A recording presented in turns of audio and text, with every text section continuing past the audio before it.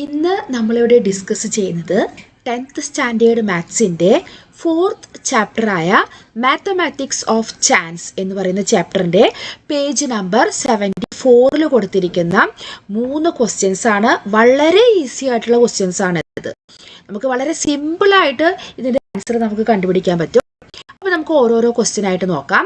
നമ്മുടെ first question എന്ന് പറയുന്നത് എ ബോക്സ് കണ്ടെയ്ൻസ്, ഒരു ബോക്സ് ഉണ്ട്, അതിൽ 6 ബ്ലാക്കും 4 വൈറ്റ് ബോൾസും ഉണ്ട്. അപ്പോൾ ജസ്റ്റ് നമുക്കൊരു ബോക്സ് പോലെ വരച്ചിട്ട് നോക്കാം. ഒരു ബോക്സ് ഉണ്ട്, അതിൽ 6 ബ്ലാക്ക്, അപ്പോൾ നമുക്ക് 6B എന്ന് കൊടുക്കാം, 4 വൈറ്റ്, ഇപ്പോൾ 4W കണ്ടോ. ഇതാണ് ആ ബോക്സിലുള്ളത്. ഇനി നമ്മൾ എന്ത് ചെയ്യണു? A ball is picked from it. അതിൽ നിന്ന് നമ്മൾ ഏതെങ്കിലും ഒരു ബോൾ എടുത്തു. നമുക്കറിയില്ല അത് ബ്ലാക്ക് ആവോ അല്ലെങ്കിൽ വൈറ്റ് ആവോ എന്ന്. What is the probability that it is black and the probability that it is white. അപ്പോൾ ആ എടുക്കുന്ന ബോള് ബ്ലാക്ക് ആവാനുള്ള പ്രോബബിലിറ്റി എത്രയാണ്, അതുപോലെ തന്നെ അത് വൈറ്റ് ആവാനുള്ള പ്രോബബിലിറ്റി എത്രയാണ്. അപ്പോൾ ആദ്യം നമുക്ക് എന്ത് ചെയ്യാം? ബ്ലാക്കിൻ്റെ ചെയ്യാം. ബ്ലാക്ക് നോക്കാം. ആദ്യം നമ്മൾ എന്ത് ചെയ്യണം? ടോട്ടൽ ബോൾസ് എത്രയാണെന്ന് കണ്ടുവെക്കുക. ബ്ലാക്കും വൈറ്റും കൂടിയിട്ട് എത്ര ബോൾസ് ഉണ്ട്? 6 ബ്ലാക്ക് ബോൾസും 4 വൈറ്റ് ബോൾസും, അങ്ങനെ ടോട്ടൽ 10 ബോൾസ് ഉണ്ട്. ഇനി നമുക്ക് ബ്ലാക്കിൻ്റെ ചെയ്യാം. അപ്പോൾ ഇങ്ങനെ പ്രോബബിലിറ്റി ചോദിക്കുന്ന സമയത്ത് നമ്മൾ ആദ്യം ബ്ലാക്കിൻ്റെ ആണെങ്കിൽ ബ്ലാക്ക് ആ ബോക്സിൽ എത്രയുണ്ടെന്ന് നോക്കുക. 6 ഡിവൈഡഡ് ബൈ ടോട്ടൽ ബോൾസ് 10, അതായത് 6/10. ഇതിന് നമുക്ക് സിംപ്ലിഫൈ ചെയ്യാം. 6-ലെ 2 3 ടൈംസ്, 10-ലെ 2 5 ടൈംസ്. അപ്പോൾ നമുക്ക് എന്ത് കിട്ടി? 3/5 എന്ന് കിട്ടി. 3/5 ആണ് ബ്ലാക്ക് ആവാനുള്ള ചാൻസ്. ഇനി നമുക്ക് വൈറ്റ് നോക്കാം. വൈറ്റ് ബോൾസ്, അപ്പോൾ വൈറ്റ് ബോൾസ് എത്രയുണ്ട്? വൈറ്റിൻ്റെ പ്രോബബിലിറ്റി, വൈറ്റ് ബോൾസ് 4 ആണ്, ടോട്ടൽ ബോൾസ് 10. താഴെ എപ്പോഴും ഡിനോമിനേറ്റർ ആയിട്ട് നമുക്ക് ടോട്ടൽ ആണ് എഴുതേണ്ടത്. ഇതും നമുക്കിതുപോലെ സിംപ്ലിഫൈ ചെയ്യാം. 4-ലെ 2 2 ടൈംസ്, 10-ലെ 2 5 ടൈംസ്. അപ്പോൾ നമുക്ക് 2/5 എന്ന് കിട്ടി. അപ്പോൾ വൈറ്റ് ബോൾ ആവാനുള്ള പ്രോബബിലിറ്റി 2/5ഉം ബ്ലാക്ക് ബോളിൻ്റെ പ്രോബബിലിറ്റി 3/5 ആണ്. വളരെ ഈസി അല്ലായിരുന്നേ. ഇനി നമുക്ക് രണ്ടാമത്തെ ക്വസ്റ്റ്യൻ നോക്കാം. അതിൽ തന്നെ 3 സബ് ക്വസ്റ്റ്യൻ തന്നിട്ടുണ്ട്. എന്താന്ന് നോക്കാം. A bag contains 3 red balls and 7 green balls. 3 red ബോളും 7 ഗ്രീൻ ബോൾസും. അപ്പോൾ നമുക്ക് എന്ത് ചെയ്യാം? നമുക്ക് ആദ്യം ഒരു ബോക്സ് ഇതുപോലെ ഇങ്ങനെ വരയ്ക്കാം. അതിനുശേഷം അതിലെന്തുണ്ട്?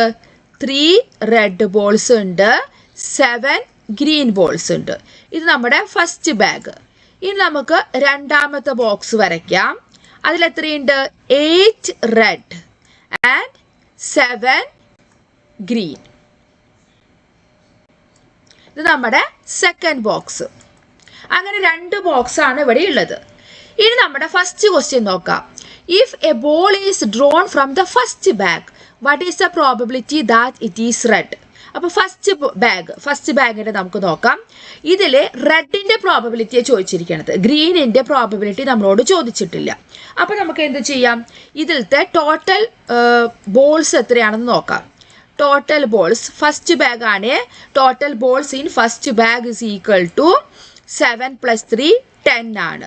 ഇനി അതിൽ നമ്മൾ റെഡിൻ്റെ ആണ് ചോദിച്ചിരിക്കുന്നത് അല്ലേ? റെഡ് ബോൾസ് ആണ് ചോദിച്ചിരിക്കുന്നത്. റെഡ് ബോൾ എത്രയുണ്ടായിരുന്നു? 3 റെഡ് ബോളാണ്. ടോട്ടൽ ബോൾസ് 10 ആണ്. അപ്പോൾ 3/10. ഇത് നമുക്ക് സിംപ്ലിഫൈ ചെയ്യാൻ പറ്റില്ല അല്ലേ? 3-ലും 10-ലും കോമൺ ആയിട്ടൊന്നുമില്ല. അപ്പം ഫസ്റ്റ് ബാഗിൽ റെഡ് എടുക്കാനുള്ള പ്രോബബിലിറ്റി 3/10 ആണ്. ഇനി നമുക്ക് സെക്കൻഡ് ബാഗിൻ്റെ ടോട്ടൽ ബോൾസ് ആദ്യം എഴുതി വെക്കാം. 8 + 7 is equal to 15 ബോൾസ് ആണ്. ഇനി സെക്കൻഡ്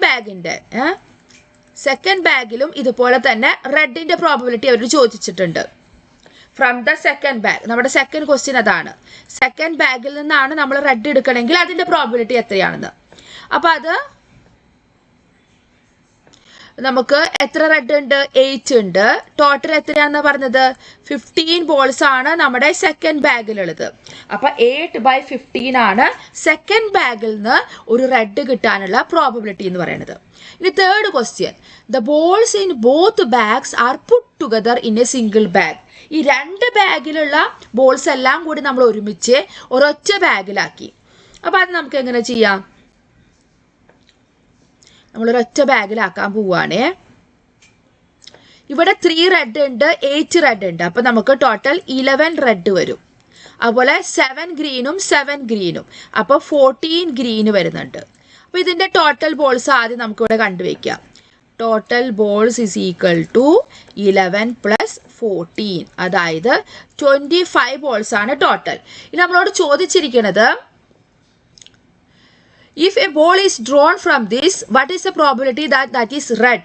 അപ്പോൾ വീണ്ടും ഇനി ഒരുമിച്ച് വെച്ചിട്ട് നമ്മൾ അതിൽ നിന്ന് റെഡ് എടുക്കാൻ പോവുകയാണ്. അപ്പോൾ റെഡ് എത്രയുണ്ട്? 11 റെഡ് ഉണ്ട്. ടോട്ടൽ എത്രയാണ്? 25 ബോൾസ് ആണ്. 11/25 ആണ്. ഈ എല്ലാ ബോൾസും കൂടി നമ്മൾ ഒരൊറ്റ ബാഗിലാക്കി കഴിഞ്ഞാൽ അതിൻ്റെ പ്രോബബിലിറ്റി എന്ന് പറയുന്നത് 11/25 ആണ്. ഇനി നമുക്ക് മൂന്നാമത്തെ ക്വസ്റ്റ്യനിലേക്ക് പോകാമല്ലോ. വളരെ എളുപ്പമല്ലേ? A bag contains 3 red beads and 7 green beads. ഇതിൽ 3 റെഡ് ബീഡ്സ് ഉണ്ട്, അതുപോലെ തന്നെ 7 ഗ്രീൻ ബീഡ്സ് ഉണ്ട്. നമ്മുടെ തേർഡ് ക്വസ്റ്റ്യൻ. ഒരു ബാഗ് നമ്മൾ വരച്ചു. ഇത് നമുക്ക് മനസ്സിലാവാനാണ് കേട്ടോ ഈ ഒരു ഡയഗ്രാം വരയ്ക്കുന്നത്, ഒരു പിക്ചർ. 3 റെഡ്, നിങ്ങളിത് സൈഡിൽ വരച്ച് വെച്ചാൽ നിങ്ങൾക്ക് നല്ലതായിരിക്കും. 7 green. Another bag contains 1 more of each. ഇത് നമ്മുടെ ഫസ്റ്റ് ബാഗാണ്. സെക്കൻഡ് ബാഗ് എന്ന് പറയുമ്പോൾ ഇതിൽ എത്രയാണുള്ളത്? അതിനേക്കാൾ 1 കൂടുതൽ. ഇതിൽ 3 റെഡ് ആണെങ്കിൽ 4 റെഡ്, അതുപോലെ 7 ഗ്രീൻ ആണെങ്കിൽ 8 ഗ്രീൻ. അങ്ങനെയാണ് അതിലുള്ളത്. The probability of getting A red from which bag is greater. അപ്പം ഇതിൽ നിന്ന് നമ്മൾ റെഡ് എടുത്തു, ഇതിൽ നിന്നും നമ്മൾ റെഡ് എടുക്കുന്നുണ്ട്. പക്ഷെ ഏതിൽ നിന്ന് റെഡ് എടുക്കുമ്പോഴാണ് നമ്മുടെ പ്രോബബിലിറ്റി അവിടെ കൂടുതൽ പ്രോബബിലിറ്റി വരുന്നത് ഏത് ബാഗിനാണെന്നാണ്. അപ്പം ആദ്യം നമുക്ക് ഫസ്റ്റ് ബാഗിൻ്റെ നോക്കാം. അവിടെ ടോട്ടൽ ബോൾസ് എന്ന് പറയുന്നത് എത്രയാണ്? ടോട്ടൽ ബീഡ്സ് ആണ് കേട്ടോ. അവിടെ total beads is equal to 3 + 7, അതായത് 10 ആണ്. ഇനി അതിൽ നമുക്ക് റെഡ് ആണല്ലോ എടുക്കേണ്ടത് അല്ലേ? നമുക്ക് റെഡ് ആണ് ഏതിൽ നിന്നായാലും എടുക്കേണ്ടത്. അപ്പോൾ റെഡിൻ്റെ പ്രോബബിലിറ്റി എന്ന് പറയുന്നത് 3, അതുപോലെ തന്നെ ടോട്ടൽ 10 ആണ്. അപ്പോൾ 3/10 അതാണ് നമ്മുടെ ഫസ്റ്റ് ബാഗിൽ നിന്ന് റെഡ് ബീഡ്സ് കിട്ടാനുള്ള പ്രോബബിലിറ്റി. ഇനി നമുക്ക് സെക്കൻഡിലേക്ക് പോവാം. സെക്കൻഡ് ബാഗിൽ ഇവിടെ എത്രയാണ് ടോട്ടൽ ബീഡ്സ് വരുന്നത്? 4 + 8 = 12. 12 beads in second bag. So അവിടെ നമുക്ക് റെഡ് എത്രയാ? 4 റെഡ് ഉണ്ട്. ടോട്ടൽ ബീഡ്സ് 12 ആണ്. 4/12 ആണ് അവിടെ റെഡ് കിട്ടാനുള്ള പ്രോബബിലിറ്റി. ഇതൊക്കെ നമ്മൾ സെന്റൻസ് ആയിട്ട് എഴുതണം കേട്ടോ. അപ്പോൾ 4ൽ 4 1 ടൈം, 12ൽ 4 3 ടൈംസ്. അപ്പോൾ 1/3 കിട്ടി. അപ്പോൾ ഫസ്റ്റ് ബാഗിൽ നിന്ന് റെഡ് കിട്ടാനുള്ള പ്രോബബിലിറ്റി 3/10ഉം സെക്കൻഡിൽ റെഡ് കിട്ടാനുള്ള പ്രോബബിലിറ്റി 1/3 ആണ്. അതായത് 10 ബീഡ് ഉണ്ടെങ്കിൽ അതിൽ 3 ആണ് പ്രോബബിലിറ്റി വരുന്നത്. ഇവിടെ 3 ബീഡ്സ് ഉണ്ടെങ്കിൽ അതിൽ 1 എന്തായി മാറും? റെഡ് ബീഡ് ആവും. അപ്പൊ ഇതിൽ ഏതാണ് ചാൻസ് കൂടുതൽ? സെക്കൻഡ് വൺ അല്ലേ? The second one is more greater probability for getting red beads. കാരണം അവിടെ 3 എണ്ണത്തിൽ നിന്ന് 1 എന്നുള്ള രീതിയിൽ നമുക്ക് അവിടെ പ്രോബബിലിറ്റി വരുന്നുണ്ട്. ഒരു 3 ബീഡ്സ് എടുത്തു കഴിഞ്ഞാൽ അതിൽ 1 എന്തായാലും എന്താണ്? റെഡ് ബീഡ്സ് ആയിരിക്കും. പക്ഷെ ഫസ്റ്റിലെ 10 ബീഡ്സ് എടുത്തു കഴിഞ്ഞാൽ അതിൽ നിന്ന് 3 ആവാനാവും എന്തുള്ളൂ? ഇതാവുള്ളൂ. അല്ലെങ്കിൽ നമ്മൾ ഇതിനെ ഡെസിമലിലേക്ക് കൺവേർട്ട് ചെയ്തിട്ട് ഏതാണ് ഗ്രേറ്റർ എന്ന് നോക്കിയാലും മതി. അപ്പൊ മനസ്സിലായല്ലോ ഏത് ബാഗാണ് ഇത് കൂടുതൽ റെഡ് കിട്ടാനുള്ള ചാൻസ്? സെക്കൻഡ് വൺ ആണ്.